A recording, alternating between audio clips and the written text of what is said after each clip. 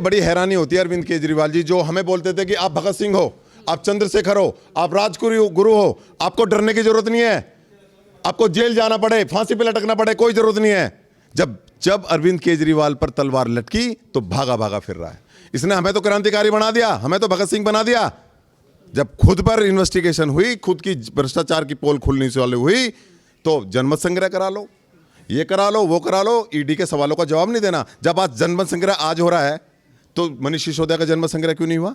सत्येंद्र जैन का जन्म संग्रह क्यों नहीं हुआ? बीजेपी कार्यालय में हम मौजूद हैं और आप देख सकते हैं कि ये आम आदमी पार्टी के संस्थापक सदस्य हैं जो मेरे साथ इस वक्त मौजूद हैं और इन्होंने आज बीजेपी दिल्ली का दामन थामा है।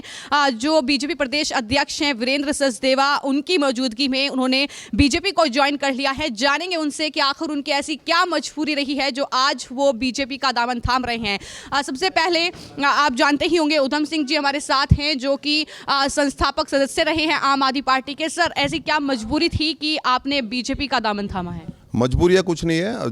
जिस आम आदमी पार्टी एक विचारधारा को लेकर बनी थी, एक संकल्प को लेकर बनी थी, आज वो कहीं ना कहीं आम आदमी पार्टी ने बिल्कुल ज़मीन में मिला दिए हैं, चकनाचूर कर दिए हैं। जिन आदर्शों की बात आम आदमी पार्टी करती थी, जिस विश्वसनीयता की बात करती थी, जिस संकल्प की बात करती थी, आज कहीं ना कहीं वो बिल्कुल भी कहीं दूर से दूर तक नज़र नहीं आता। आज पार्टी अपने पूरे रास्ते से भटक चुकी है। करप्शन का बोलबाला है। इनके सभी विधायक पूरे करप्शन में, मुख्यमंत्री छोड़िए, इनके मंत्री छोड़िए, इनके सभी विधायक करप्शन करने में बिल्कुल एक्सपर्ट हो चुके हैं।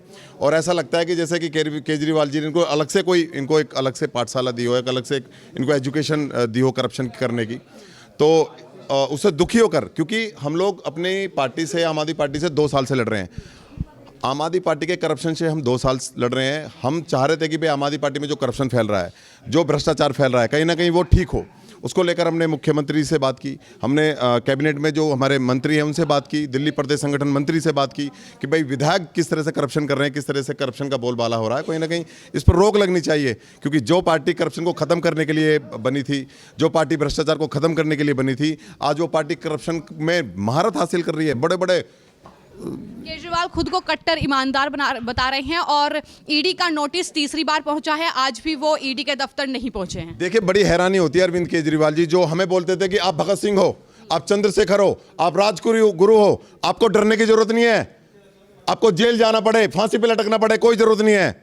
जब जब अरविंद केजरीवाल पर तलवार लटकी तो भागा भागा फिर रहा है। इसने हमें तो क्रांतिकारी बना दिया, हमें तो भगत सिंह बना दिया। जब खुद पर इन्वेस्टिगेशन हुई, खुद की भ्रष्टाचार की पोल खुलने से वाली हुई, तो जनमत संग्रह करा लो, ये करा लो, वो करा लो, ईडी के सवालों का जवाब नहीं देना। जब आज जनमत संग्रह आज हो रहा है तो मनीष सिसोदिया का जन्म संग्रह क्यों नहीं हुआ? सत्येंद्र जैन का जन्म संग्रह क्यों नहीं हुआ? वो भी नेता थे पार्टी के, वो भी तो लॉयल थे, वो भी तो कट्टर ईमानदार थे। आज अरविंद केजरीवाल जी ईडी के सवालों का जवाब इसलिए नहीं दे पाते क्योंकि पूरी तरह से करप्शन में डूबे हुए हैं। क्योंकि अरविंद केजरीवाल जी करप्शन, बिना अरविंद केजरीवाल जी के मंजूर के करप्शन नहीं हो सकता, ये हम जानते हैं। 2 साल से इस आम आदमी पार्टी के करप्शन से तो हम लड़ रहे हैं, 2021 से आज 2024 आ गई, 2 साल हो गए। यह आम आदमी पार्टी का घोषणा पत्र है, संकल्प पत्र, ये 2013 में पार्टी ने बनाया था। आज पूरे संकल्प पत्र को पढ़ेंगे ना तो आपको अमेरिका भी लगेगा कि हमसे 10 साल पीछे है। इस संकल्प पर पढ़ो इसको, ऐसी ऐसी बातें इस संकल्प पत्र में अरविंद केजरीवाल के माध्यम से लिखी गई हैं। ये स्वराज किताब, कहाँ गया स्वराज? आज कार्यकर्ता पार्टी के अंदर अपने विधायक के करप्शन को लेकर रोज मुख्यमंत्री के दरवाजे खटखटाता है, रोज कैबिनेट के मंत्रियों को बोलता है कि देखो विधायक बिना करप्शन के काम नहीं कर रहा। तो मजाल कोई सुनवाई हो रही है उसकी? आज दुखी होकर 2 साल से तो हम लड़ रहे हैं इस पार्टी के अंदर। और ऐसे कितने कार्यकर्ता जो बोल नहीं पाते अपनी आवाज, कितने कार्यकर्ता हैं जो अपने अंदर ही अंदर पता है कि उनका विधायक करप्शन कर रहा है, लेकिन उनमें हिम्मत नहीं है कि वो बोल पाए, क्योंकि विधायक डरा देता है। कहीं ना कहीं ऐसी चीजें हैं जो कार्यकर्ता नहीं बोल पाते। आज जितनी भी विधानसभाएं हैं, 1-2 विधायकों को छोड़ दिया जाए मैडम, तो मैं आपको बता दूं हर विधायक करप्शन में पूरी तरह से सराबोर है। सर, आप आम आदमी पार्टी के भ्रष्टाचार से बीजेपी में शामिल हुए हैं उसकी वजह से या फिर प्रधानमंत्री नरेंद्र मोदी की नीतियों की वजह से? मैडम, दोनों चीज़ें हैं। पहली चीज़ तो ये है कि हम लोग किसी राजनीतिक परिवार से नहीं थे। हम लोग इस भाव के साथ आम आदमी पार्टी से जुड़े थे कि एक नया विकल्प तैयार हुआ है। हम लोग स्टूडेंट थे उस टाइम, एक नया विकल्प तैयार हुआ है और हम देश और समाज के लिए कुछ कर सकते हैं। लेकिन जैसे जैसे हम इस पार्टी में रहे वैसे वैसे हमने देखा कि भाई ये लोग सिर्फ इनका मुखौटा बदला था, लेकिन ये वही देश विरोधी लोग हैं जो लगातार 70 सालों से देश का बेड़ा गर्क करने में लगे हैं। और केजरीवाल के अंदर मैं आपको कहूँगा कि उसी का एक अंश चल रहा है। तो ये वो लोग हैं जिन्होंने युवाओं की जनभावनाओं के साथ खिलवाड़ किया, जिन्होंने दिल्ली को सिर्फ अपने लूटतंत्र के माध्यम से, ना केवल लूटने का काम किया। जबकि अगर आप देखेंगे कि दिल्ली पिछले 15 साल 10 साल के राज में केजरीवाल ने और 15-20 साल पीछे पहुंचा दी है। दिल्ली की 70 में से 55 विधानसभाओं के अंदर बेसिक सुविधाओं की कमी है। जो इन्होंने सीसीटीवी कैमरे लगवाए, दिल्ली में अब सर्दी के दौरान लगातार चोरियां हो रही हैं। जो सीसीटीवी कैमरे लगवाए 90% सीसीटीवी कैमरे इनके खराब हैं। तो जो भी नीति केजरीवाल बनाते हैं उस नीति के ऊपर अमल नहीं करते। इनका मकसद सिर्फ एक होता है, एडवर्टाइजमेंट करना। तो हम आम आदमी पार्टी के भ्रष्टाचार से, उनकी नीतियों से दुखी होकर भाजपा में आए हैं, पहली बात। और दूसरी बात यह है कि मैडम जो बीजेपी का विजन है वो विजन सिर्फ नरेंद्र मोदी जी से शुरुआत नहीं होती।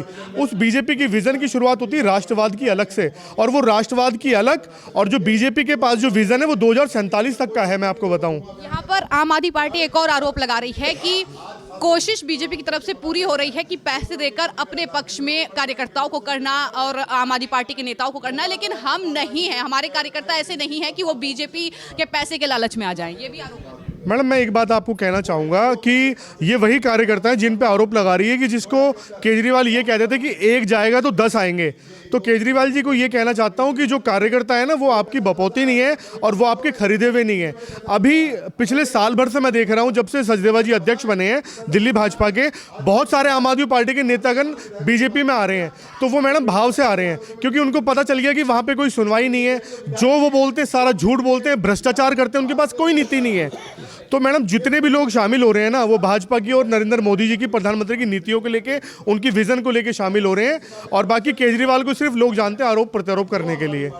सर आप मुझे बताइए कि ऐसी क्या बीजेपी में नीति और प्रधानमंत्री का नेतृत्व अच्छा लगा, नीति अच्छी लगी, क्या अच्छा लगा कि आपने बीजेपी को ज्वाइन किया, और आम आदमी पार्टी से आखिर क्या परेशानी थी, क्योंकि आप लोग संस्थापक सदस्य रहे हैं पार्टी के। मैं मोदी जी की मैं बात करूं तो मोदी जी की जो कमिटमेंट थी, मोदी जी की कमिटमेंट थी कि हम 370 हटाएंगे। मैडम हटाई।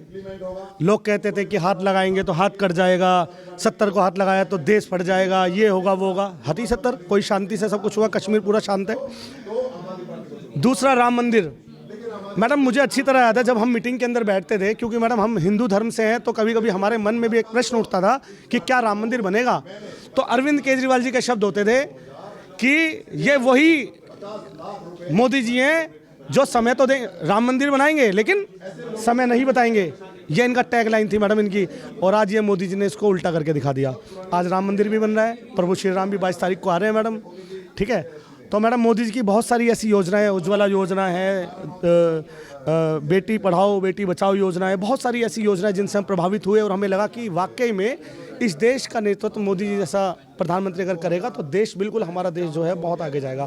और आज अरविंद केजरीवाल जी की, जैसे अभी आपने एक प्रश्न किया था कि क्या आप मोदी जी से प्रभावित होकर बीजेपी ज्वाइन कर रहे हैं या अरविंद केजरीवाल की, तो मैडम मैं बता दूं, मैडम ये जो भ्रष्टाचार है ना, केजरीवाल जो है, मैं आपको बता दूं, ये बिल्कुल पढ़ा लिखा भ्रष्टाचार इसने किया। इसने हम जैसे युवाओं को पागल बनाया, हम जैसे युवाओं के भविष्य के साथ खेला। ये वही अरविंद केजरीवाल है जो कभी स्वराज की बात करता था, कट्टर ईमानदार की बात करता था, कट्टर ईमानदार है हम लोग। और मैडम आप देख लीजिए, आप एक एक करके सारे मंत्री जेल जा रहे हैं। रात अमानतुल्लाह खान के अभी आप देखिए रेड पड़ी है।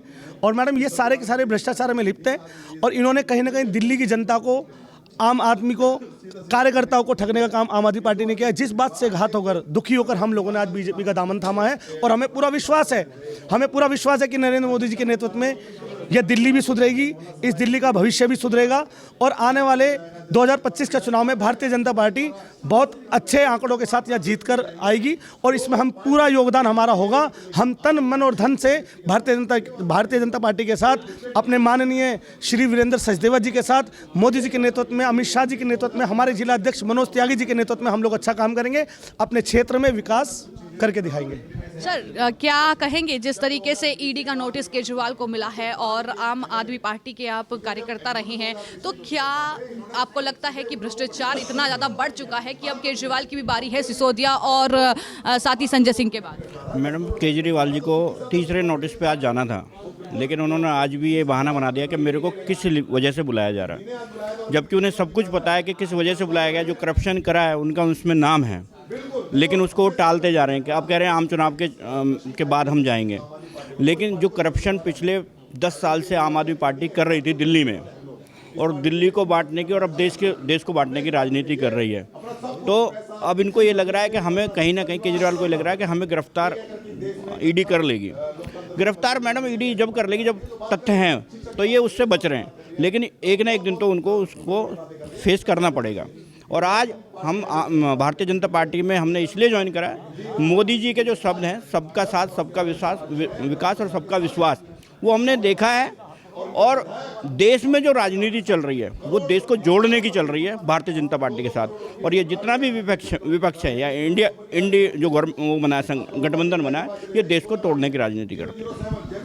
तो जिस तरीके से हमने इन तमाम जो आम आदमी पार्टी के कार्यकर्ताओं ने बीजेपी को ज्वाइन किया है, उनका साफ तौर पर यह कहना है कि अरविंद केजरीवाल का भ्रष्टाचार इतना ज़्यादा बढ़ चुका है कि बीजेपी और साथ ही देश के प्रधानमंत्री नरेंद्र मोदी के नेतृत्व में जो विकास देश कर रहा है, जो देश को जोड़ने की राजनीति हो रही है, उससे प्रभावित होकर ही उन्होंने बीजेपी को ज्वाइन किया है।